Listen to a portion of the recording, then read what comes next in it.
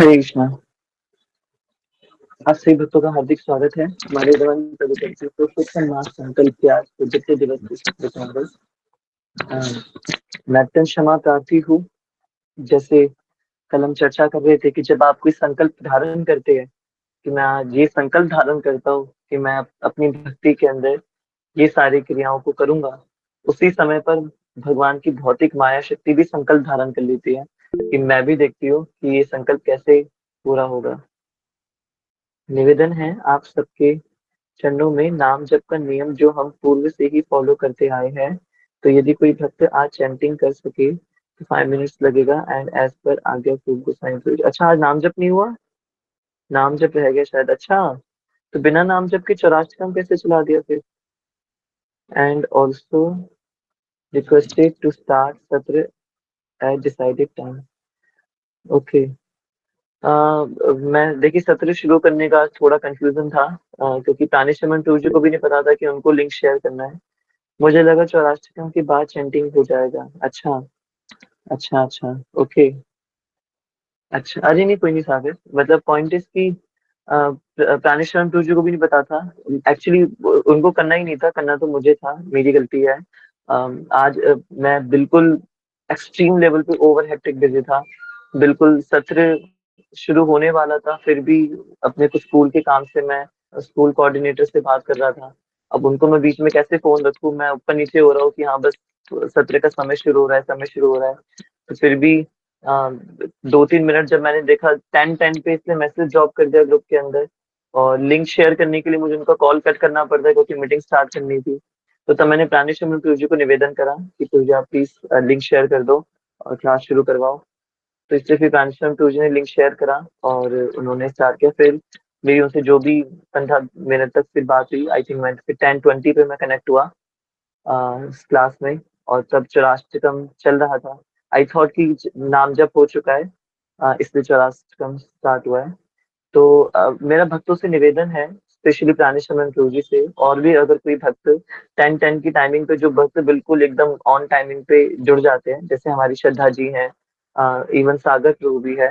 आप यदि देख पा रहे हैं कि लिंक शेयर नहीं हुआ है 10:10 पे, तो ये आपका अपना परिकर है, आपको किसी से कोई आज्ञा लेने की आवश्यकता नहीं है। आप देख पा रहे हैं 10:11 हो गए, 10:12 हो गए, लिंक शेयर नहीं हुआ है। तो आप प्लीज अपने एंड से, अगर आपको सुविधा है, अगर आप क्लास ऑपरेट कर सकते हैं, तो आप अपने एंड से लिंक शेयर कर दिया करिए, क्योंकि क्लास तो होनी ही होनी है ना? क्लास तो होनी होनी है। हाँ बिल्कुल सागर टू, अगर आप देख पा रहे हो कि लिंक टाइम पे नहीं आ रहा है, तो निश्चित रूप से अगर जिसकी भी सेवा है, जैसे अभी मेरी सेवा थी, तो वो कहीं ना कहीं वो भक्त या कोई भी वो पति जी वो फंसा हुआ होगा कहीं ना कहीं। तो वो मैं आज बहुत ओवर हेक्टिक बिजी था। अभी आज कक्षा को भी प्रयास करेंगे, थोड़ा देखते कितना कितनी देर कर पाते हैं। पर अभी लगभग लगभग मैं अभी अब सही बताऊं तो मेरे 70% नियम बचे हुए हैं। तो रात्रि भर जाग करके आज ठाकुर जी जागरण करवाएंगे बढ़िया।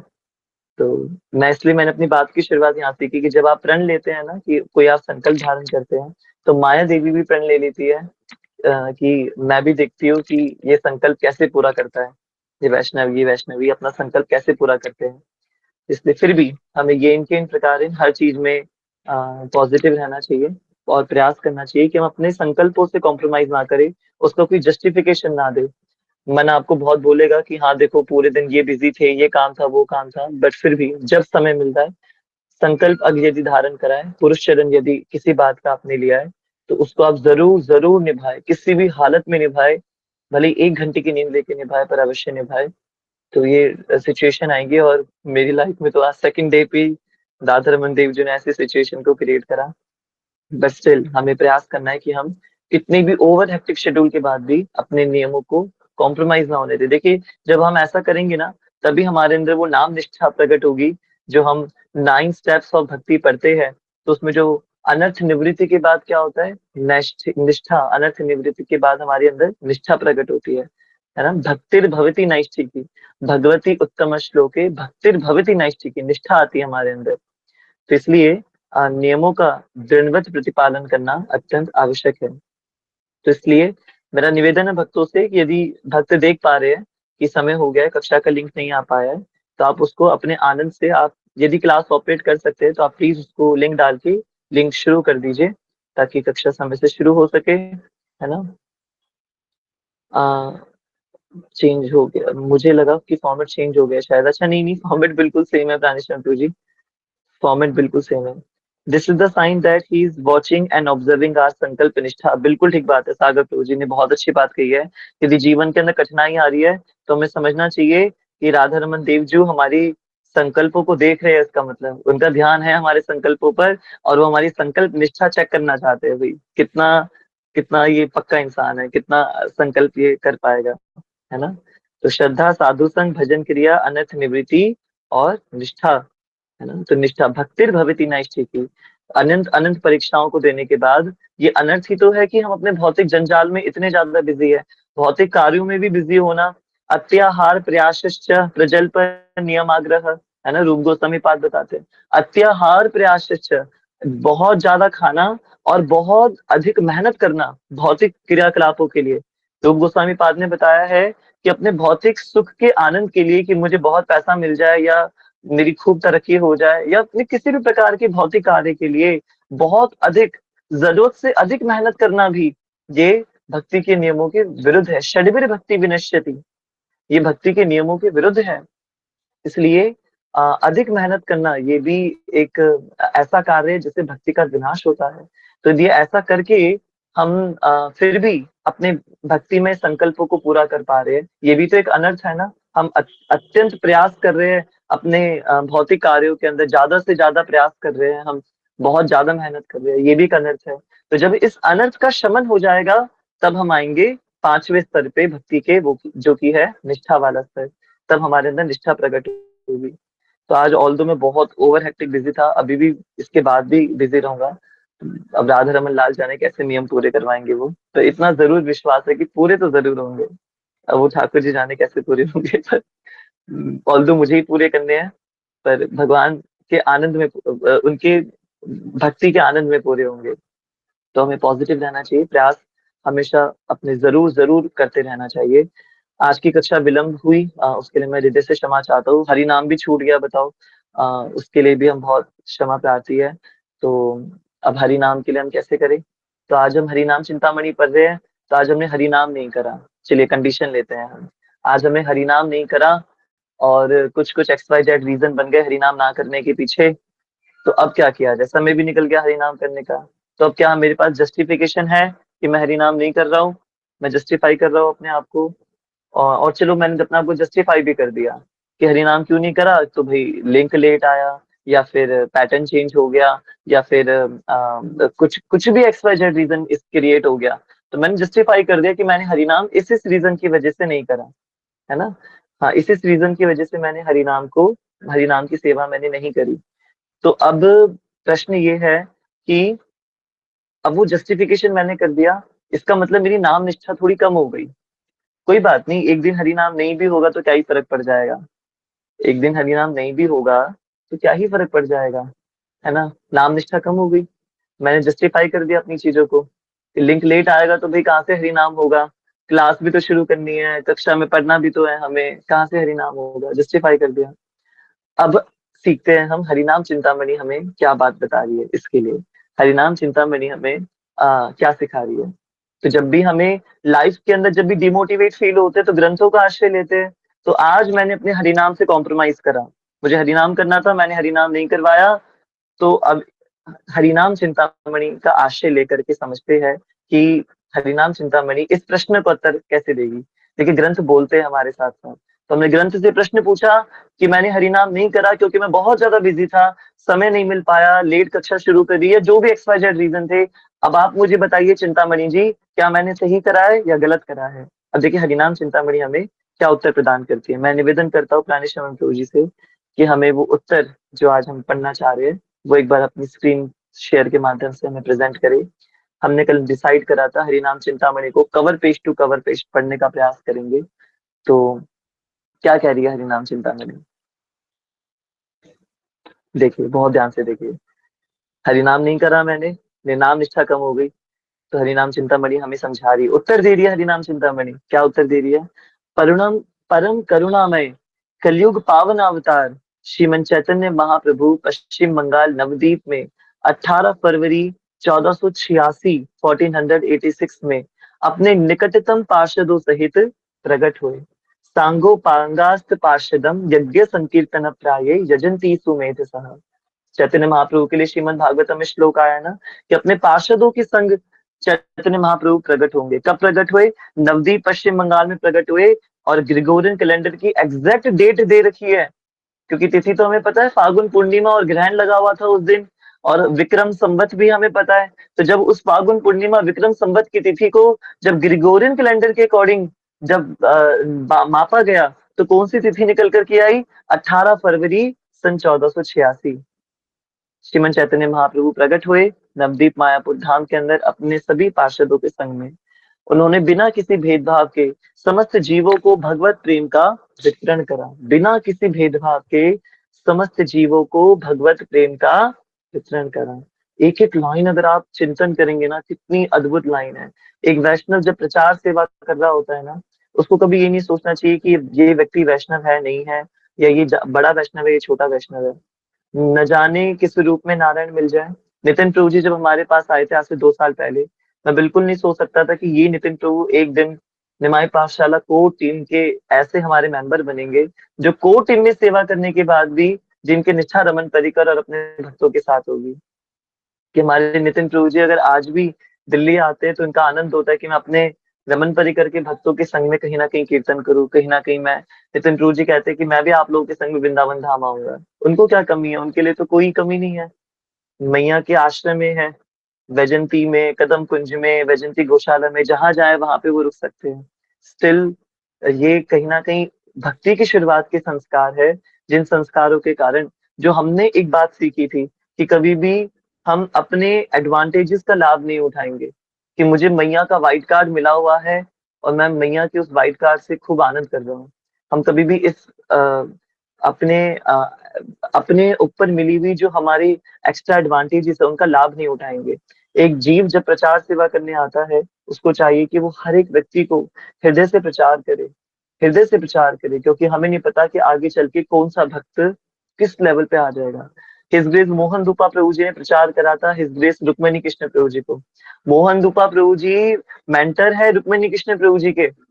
रुक्मणी कृष्ण प्रभु जी हमें बताया करते थे कि अपने भक्ति के शुरुआती दिनों में मोहन दूपा प्रभु जी से उनको बहुत डर लगा करता था। कि मोहन दूपा प्रभु जी हमेशा हिज ग्रेस रुक्मणी कृष्ण प्रभु जी से अपडेट लिया करते थे उनकी माला के लिए। तो रुक्मणी कृष्ण प्रभु जी हमें बताया करते थे जब भी वो लेक्चर लेते थे आईएफ पंजाबी बाग में, कि मुझे बहुत डर लगा करता था मोहन दूपा प्रभु जी से, कि वो भी आएंगे और मुझसे अपडेट लेंगे, हमें अपडेट लेंगे। मैं उनसे छुपता था, मैं उनसे बचता था, ये रुक्मणी कृष्ण प्रभु जी बताते हैं। और आज वो देखिए, वही हमारे रुक्मणी कृष्ण प्रभु जी परम पूज्य भक्ति वेदांत रुक्मणी कृष्ण गोस्वामी महाराज बन गए हैं। मोहन दूपा प्रभु जी के द्वारा प्रीच करे हुए जो उनके ब्रह्मचारी साधक थे वह सन्यासी हो गए। तो हमें नहीं पता कि कौन आगे चल के कितना आनंदित और कैसा हो जाएगा। और भगवत प्रेम जो ये बांटा श्रीमन चैतन्य महाप्रभु ने बिना भेदभाव के, जो ये भगवत प्रेम बांटा, कैसे माने कि बिना भेदभाव के बांटा? तो महाप्रभु ने सबको एक ही मंत्र प्रदान करा, हरे कृष्णा कृष्णा कृष्णा हरे हरे, हरे राम राम राम हरे हरे। ये षोडश अक्षर नाम जो भगवान ने हमें प्रदान करा है, षोडश शब्द नाम जो भगवान ने हमें प्रदान करा है, सबको एक ही नाम प्रदान करा, सबको एक हरि नाम प्रदान करा। इसलिए बिना भेदभाव के समस्त जीवों को भगवत प्रेम का वितरण करा। आगे लिखा है, उनका अप्रीतम जीवन एवं बहुमूल्य शिक्षाएं अनेकों प्रमाणिक ग्रंथों में वर्णित है। जैसे किन किन ग्रंथों में वर्णित है? चैतन्य चैतामृत, चैतन्य मंगल, चैतन्य भागवत, इन तीनों ग्रंथ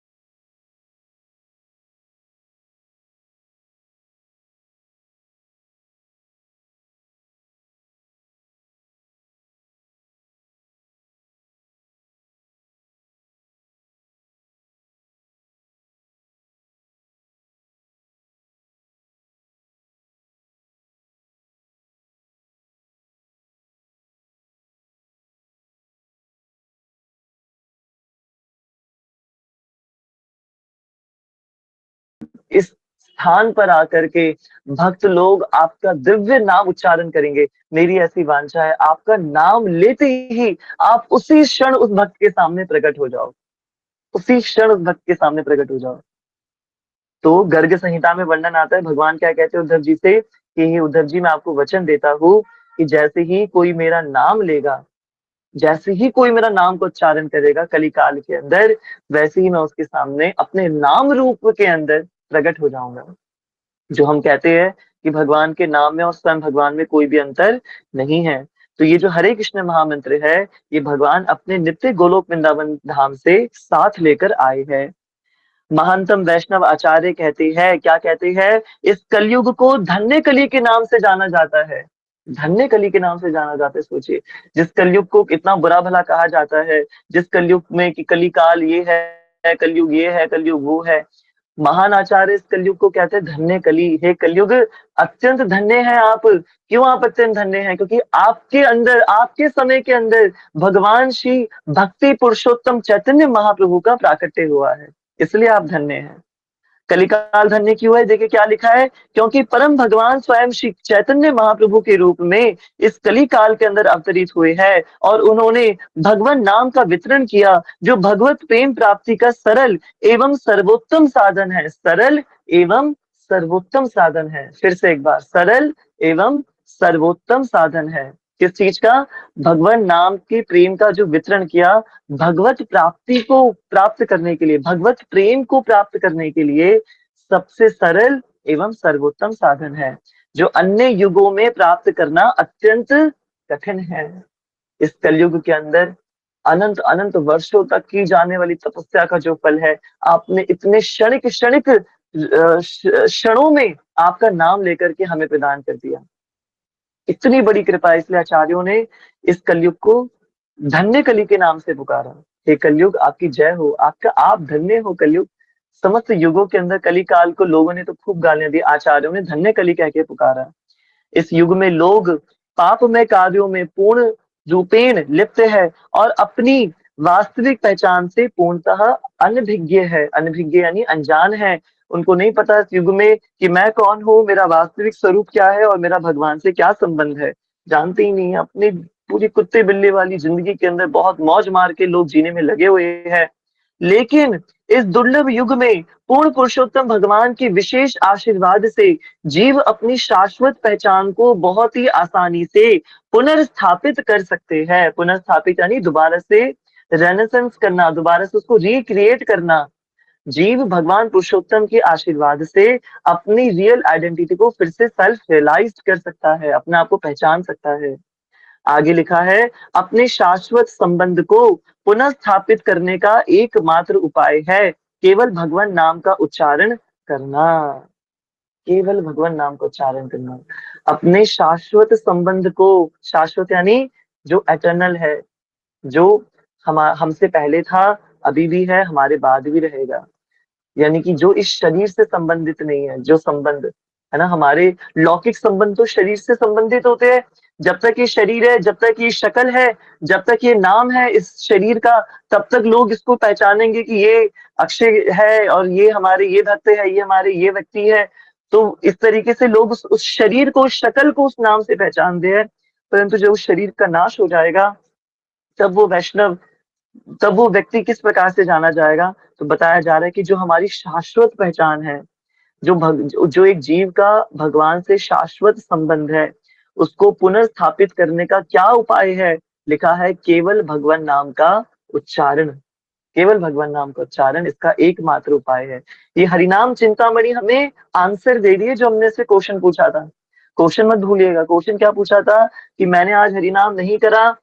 क्यों नहीं करा? क्योंकि मुझे समय नहीं मिला हरिनाम करने का, कुछ दिक्कत आ गई मेरे साथ। तो क्या मैंने सही करा? मैं जस्टिफाई कर रहा हूँ, क्या ये सही है? तो हरिनाम चिंतामणि उत्तर दे दिया हमें अपना हरे प्रश्न का। और आगे हरिनाम चिंतामणि क्या कह रही है कि हरिनाम के उच्चारण से हम त्वरित भगवान कृष्ण के संपर्क में आ जाते हैं। त्वरित, तुरंत, त्वरित यानी तुरंत भगवान श्री कृष्ण के संपर्क में आ जाते हैं। वे कौन मूर्ख व्यक्ति, कौन मूढ़मती होगा जो भगवान के संपर्क में नहीं आना चाहता होगा? कौन वो मूढ़मती होगा, है ना? इतना सरल उपाय ठाकुर जी ने हमें प्रदान कर दिया। पूरी दुनिया चाहती है कि हम राधा रमन जी के जगमोहन पे हमें जाने का मौका मिल जाए, राधा रमन जी के गर्भगृह में जाने का मौका मिल जाए। कभी हमारे गुरुदेव की सेवा है तो हमें राधा रमन जी के शयन कक्ष में जाने का मौका मिल जाए, रसोई में जाने का मौका मिल जाए। पूरी दुनिया ये राधा रमन जी के अपने निज प्राइवेसी को फील करना चाहती है ना? पर आप सोच के देखिए, उन्हीं भगवान ने ही तो बोला है, उन्हीं राधा रमन लाल ने ही तो बोला है कि भई मैं अपनी निज प्राइवेसी प्रदान कर रहा हूँ आप लोगों को अपने नाम के रूप में। गर्भगृह तो दूर की बात है, साक्षात राधा रमन लाल मेरे घर के गर्भगृह के अंदर, मेरे कमरे के अंदर प्रकट हो जाएँगे। पर वो कोई रिलीज़ नहीं कर पाता। हमें से मतलब मैं खुद रिलीज़ नहीं कर पाता। मैं अपनी बात भी कर रहा हूँ। पर हमें चाहिए कि हम जो हमारी वांछा है कि हमें गर्भगृह में जाना है, हमें जगमोहन पे जाना है। इससे कितनी बड़ी बात है कि हम जो जगमोहन पे बैठे राधा रमन लाल है, उन्होंने जो हमें आज्ञा प्रदान की है, उन्होंने जो हमें कहा है, अगर मुझे उनके बातों पर ही विश्वास नहीं है, तो जगमोहन में चला भी गया, गर्भगृह में चला भी गया, रसोई में चला भी गया, तो भी क्या ही उखाड़ लिया मैंने। दुनिया को शो ऑफ करने के लिए मैं वो जा रहा हूँ।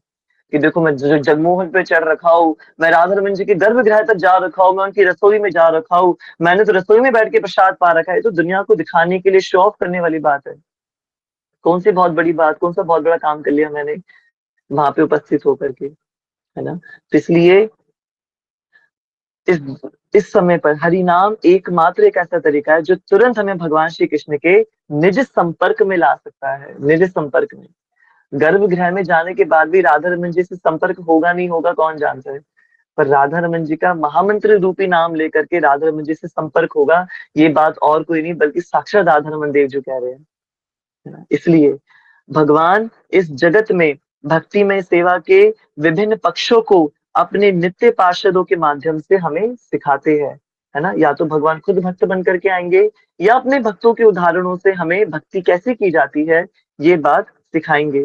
इस ग्रंथ में भगवान श्री चैतन्य महाप्रभु के आदेशानुसार नामाचार्य श्री हरिदास ठाकुर बहुत ही विनम्रता के साथ हरिनाम के परम रहस्यों को खोल रहे हैं, जो कि अभी तक संसारी जीवों के द्वारा ना पहले सुना गया है और ना ही पहले कहा गया है। ना पहले सुना गया है और ना ही कहा गया है। क्या है ये ग्रंथ? हमने श्रवण किया था ना, ये पूरा ग्रंथ श्रीमन चैतन्य महाप्रभु और हरिदास ठाकुर के बीच में होने वाला कॉन्वर्सेशन है। उनका संवाद, उनकी बातचीत है। और भगवान चैतन्य महाप्रभु सब जानते हैं, पर अपने भक्त को श्रेय दिलवाने के लिए खुद याचक बन के प्रश्न पूछ रहे हैं। और हरिदास ठाकुर 3 लाख नाम जप एक दिन में किया करते थे, और वो हरिदास ठाकुर हरिनाम के दिव्य रहस्यों को उद्घाटित कर रहे हैं इस ग्रंथ के अंदर, है ना? आगे क्या लिखा है? और यह परम पवित्र वार्तालाप श्री चैतन्य महाप्रभु एवं शिला हरिदास ठाकुर के मध्य सिद्ध बकुल जगन्नाथपुरी धाम में संपन्न हुआ है। हमारा परम सौभाग्य है कि पुरुषोत्तम मास के अंदर हम पुरुषोत्तम क्षेत्र जगन्नाथपुरी धाम में हुआ। इतने 2 महान आचार्य, एक हमारे इष्ट देवता चैतन्य महाप्रभु और एक हमारे आचार्य व श्री हरिदास ठाकुर, इन दोनों के बीच में संवाद जो कि जगन्नाथपुरी पुरुषोत्तम क्षेत्रपुरी में हुआ है, पुरुषोत्तम मास में हम उस दिव्य ग्रंथ का आश्रय ले पा रहे हैं। तो ये जगन्नाथपुरी धाम में हुआ संवाद है। हमारे पूजनीय आचार्य शिला भक्ति विनोद ठाकुर ने भगवान नाम की इस अतुलनीय वार्ता को अपनी रचना श्री हरिनाम चिंतामणि में संकलित एवं प्रस्तुत किया है। संकलित एवं प्रस्तुत किया है। तो यहाँ पे जो हम ये हरिनाम चिंतामणि पढ़ रहे हैं, किन्होंने लिखा है? ठाकुर श्री भक्ति विनोद ने। और हरिनाम चिंतामणि इस ग्रंथ को नाम प्रदान करा। कल की कक्षा में सीखा था चिंतामणि क्यों है ये? क्योंकि चिंतामणि रत्न है, एक ऐसा रत्न जिसके आश्रय में आप जिस चीज की याचना करेंगे वो चीज आपके सामने प्रकट हो जाएगी। एक पारसमणि जिस चीज का स्पर्श करती है उस चीज को सोने का बना देती है। हरिनाम चिंतामणि हजारों करोड़ों पारसमणियां एक बार में प्रकट कर सकती है। तो ये जो चिंतामणि रत्न है, और इस हरिनाम को चिंतामणि रत्न के समान बताया गया है, बल्कि सही मायने में देखा जाए ना तो चिंतामणि रत्न को भी चिंतामणि बनाने वाला हरिनाम है। चिंतामणि रत्न को भी चिंतामणि बनाने वाला साक्षात हरिनाम है। इसलिए सही मायने में देखा जाए तो हरिनाम को चिंतामणि की उपमा नहीं दी गई है, चिंतामणि रत्न को हरिनाम की उपमा दी गई है। ये चिंतामणि रत्न का सौभाग्य है कि उसको हरिनाम के साथ जोड़ा गया है। हरिनाम की हरिनाम को उपमा नहीं दी जा रही है, सही से देखा जाए। हमारे हैगरे भक्त गुरु जी बताते थे, हरिनाम को चिंतामणि नहीं कहा गया है, चिंतामणि को हरिनाम कहा गया है। तो ये दिव्य ग्रंथ हम श्री ठाकुर भक्ति विनोद द्वारा रचित इस ग्रंथ को हम पढ़ने वाले हैं। अंतिम एक और ये पैरा पढ़ते हैं। श्री हरिनाम चिंतामणि पुस्तक श्रीला भक्ति विनोद ठाकुर की सबसे महत्वपूर्ण रचना है। वे श्री चैतन्य महाप्रभु के मिशन एवं शिक्षाओं को पुनः स्थापित करने के लिए इस आधुनिक युग में प्रकट हुए और वे वैष्णव समाज में सप्तम गोस्वामी के रूप में भी अत्यंत विख्यात है। तो षड गोस्वामी हम जानते हैं और सप्तम गोस्वामी के रूप में आचार्य श्री भक्ति विनोद ठाकुर जी को जाना जाता है। एक और देख लीजिए इस ग्रंथ में हमें कैसे श्लोक मिलेंगे। तो आगे लिखा है यह ग्रंथ 15 अध्यायों में विभक्त है एवं बंगाली प्यारों में यानी श्लोकों में लिखा गया है। वस्तुतः श्री चैतन्य महाप्रभु एवं श्री हरिदास ठाकुर के मध्य का ये वार्तालाप है। भगवान व्यक्तिगत रूप से पवित्र भगवान नाम की महिमा के बारे में प्रश्न पूछ रहे हैं। कौन प्रश्न पूछ रहे हैं? स्वयं भगवान, स्वयं चैतन्य महाप्रभु। और हरिदास ठाकुर विस्तार पूर्वक उसका उत्तर दे रहे हैं। प्रथम 3 अध्याय भगवान नाम की अचिंत्य महिमा का वर्णन करते हुए पवित्र भगवान नाम की स्वीकार्यता और मायावाद जैसी भ्रांत धारणा से मुक्त भगवान नाम का जप इसका वर्णन कर रहे हैं। श्री राधा रमण लाल की जय। तो thank you so much Praneshwar टू जी। ये दिव्य हरिनाम चिंतामणि ग्रंथ क्या उत्तर मिला अब हमें? हमने प्रश्न पूछा था कि भाई आज हमने जस्टिफिकेशन हम कर रहे थे, मैंने हरिनाम नहीं करा। हरिनाम चिंतामणि क्या उत्तर दे दिया हमें? तो हरिनाम चिंतामणि उत्तर दे दिया है कि भैया ये सारे जस्टिफिकेशन सब धरे रह जाएंगे अगर हम हरिनाम ही नहीं कर पा रहे हैं। तो क्या वृंदावन जाना और क्या राधा रमन जी के दर्शन करना और क्या ये भक्ति का दिखावा करना दूसरों को, यदि हरिनाम ही नहीं कर पा रहे हैं हम। लाखों चौराष्टकम, लाखों गीता जी के अध्याय, लाखों ग्रंथ अध्ययन, सब कुछ एक तरफ और भगवान का नाम जब एक तरफ। सब कुछ जरूरी है, सब कुछ जरूरी है, पर भगवान के नाम की पोस्ट पर संभव नहीं है, है ना। ऐसा कहा जाता है कि ठाकुर जी का ये जो हरिनाम है ये अपने अंदर समस्त स्तुतियों को समाहित करा हुआ है। आपको गोपी गीत गाना नहीं आता तो गोपी गीत की लय में हरिनाम गा लीजिए। आपको कोई भीष्म स्तुति नहीं आती उसकी लय में हरिनाम गा लीजिए। आपको संस्कृत, आपको श्रीमद् भगवद गीता 15वां अध्याय पढ़ना नहीं आता उसकी जगह हरिनाम पढ़ लीजिए। तो आप जो कुछ करना चाहते हैं, इसलिए तो चिंतामणि बोला गया है। जो हरिनाम को बोलेंगे बनने के लिए, हरिनाम हमारे लिए वो बन जाएगा। मैंने कहा हे हरिनाम, भगवत गीता का 15वां अध्याय पढ़ने की आज्ञा है। पुरुषोत्तम मास में 20 श्लोक है, नहीं पढ़ने आते, मुझे संस्कृत उच्चारण करना नहीं आता, तो अब मैं क्या करूं? हे हरिनाम आप उस पर ऐसी कृपा करिए, 20 बार हरे कृष्ण महामंत्र बोलूंगा मैं, आप मेरे लिए 20 बार के इस नाम उच्चारण के अंदर भगवत गीता के 20 श्लोक बन जाएंगे। तो हरिनाम 20 श्लोक बन जाएंगे मेरे लिए। मैं गोपी गीत का उच्चारण करना चाहता हूँ, गोपी गीत पढ़ना नहीं आता, गोपी गीत गाना नहीं आता, तो मैं गोपी गीत की लय के अंदर हरिनाम का उच्चारण करूंगा, हरिनाम गाऊंगा। हे हरिनाम आप मेरे लिए गोपी गीत बन जाइए, तो वो हरिनाम मेरे लिए गोपी गीत बन जाएगा। ऐसी दिव्य महिमा है हरिनाम की, ऐसी अपार अनंत महिमा है हरिनाम की। तो हरिनाम से कॉम्प्रोमाइज करके अगर हमने सब कुछ कर भी लिया तो भी कुछ नहीं करा, और सब कुछ छोड़ करके सिर्फ हरिनाम कर लिया, तो इसका मतलब हमने सब कुछ कर लिया, है ना। तो इसलिए त्रिणी कृत्या जगत सर्वम, केवलाष्टकम के अंदर ये जो सप्तम प्यार, सप्तम श्लोक के अंदर जो लाइन आती है, त्रिणी कृत्या जगत सर्वम, ये संपूर्ण जगत को तृण के समान माना गया है। त्रिणी कृत्या जगत सर्वम राजते सकलोपरि, राजते सकलोपरि, ये जो हरिनाम है ये सारे सबसे ऊपर है, राजते सकलोपरि, है ना। और चौथे अध्याय चौथे श्लोक में केवलाष्टकम के अंदर लाइन आती है, कीर्तनीय मतो बाल्याद हरेर नामेव केवलम। इसलिए हमें क्या करना चाहिए? अपने बालकपन से कीर्तन करना चाहिए, बालकपन से हरिनाम का जप करना चाहिए। जब अकल आ जाए कि भैया हाँ ये बात बिल्कुल ठीक है, हरिनाम बिना कोई गति नहीं है, तो उस समय पर रुक जाना चाहिए, हमें समझ जाना चाहिए कि हाँ हरिनाम करना ही करना है। ठीक है। श्री राधा रमण लाल की जय, श्री हरिनाम महा यज्ञ की जय, श्री हरिनाम प्रभु की जय। हरि बोल। आज एक भक्त का कॉल आया मेरे पास और उन्होंने प्रश्न किया। मैंने उनसे वादा किया था कि उस प्रश्न को हम अपनी कक्षा में लेंगे। उनका प्रश्न था कि प्रभु जी, इंदेश जी महाराज जी ने अपनी कथा में बताया है कि क्या हरिनाम को आजकल लोग गिन के करते हैं, काउंट करके करते हैं, तो क्या भगवान से प्रेम आप गिन के करेंगे, संख्या में प्रेम करेंगे भगवान से, इतना प्रेम करना है, इतना प्रेम नहीं करना। तो संख्या में थोड़ी ना प्रेम हो सकता है, प्रेम तो अपार है, अपरिमित है। तो आप माला करें, पर हृदय से माला करें, गिन के माला ना करें। तो इसलिए अगर हम प्रेम से माला कर रहे हैं, गिन के माला नहीं कर रहे हैं, तो क्या ये ठीक है? इसमें कोई त्रुटि तो नहीं है? हम कुछ गलत तो नहीं कर रहे हैं? उनका ये प्रश्न था। तो हमें समझना चाहिए, षट गोस्वामी अष्टकम में श्रीपाद कृष्णदास कविराज गोस्वामी वर्णन करते हैं, संख्या वाचक नाम नाम उच्चारण सद धर्म संस्थापको वंदे रूप सनातनो रघु युगो श्री जीव गोपालको। हमारे षट गोस्वामी वृंदों ने, ठाकुर श्री हरिदास ठाकुर ने, श्री भक्ति विनोद ठाकुर ने और अनंत अनंत आचार्यों ने, जो हमारे जितने भी पूर्ववर्ती आचार्य हुए हैं, उन सब ने हमें एक शिक्षा प्रदान करी है कि हमारे जितने भी आचार्य गण हुए हैं, उन सब ने एक निष्ठ संख्यावाचक अपने जीवन में नाम जप करा है, संख्यावाचक नाम जप करा है।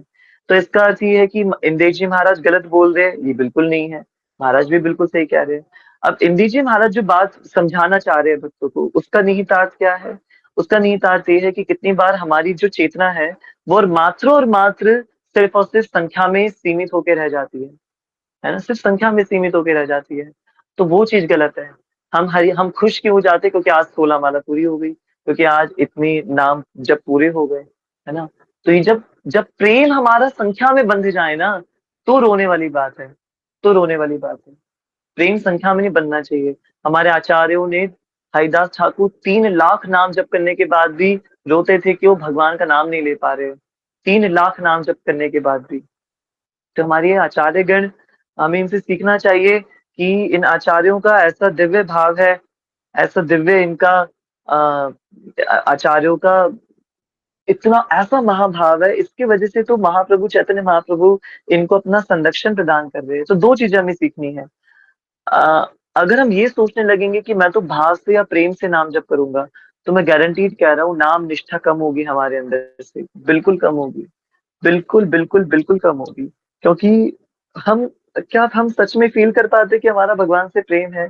हमें हमें सच में लगता है कि हम उस स्तर पे हैं कि हम प्रेम रूप में भगवान, मैं यकीन से कहता हूँ ये बात, ये सिर्फ़ कहने वाली बात है कि मैं तो प्रेम से नाम जप करता हूँ। मेरा प्रेम से नाम जप करना आज, कल, परसों, तरसों तक तो प्रेम से नाम जप होगा, और जिस दिन मेरे जीवन में प्रतिकूलता आ जाएगी, वहीं प्रेम सारा धरा के धरा रह जाएगा।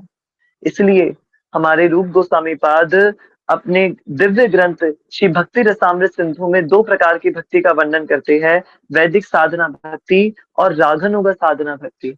तो जब हम भक्ति के शुरुआती स्तर में होते हैं, तो हम वैदिक साधना भक्ति का अभ्यास करते हैं।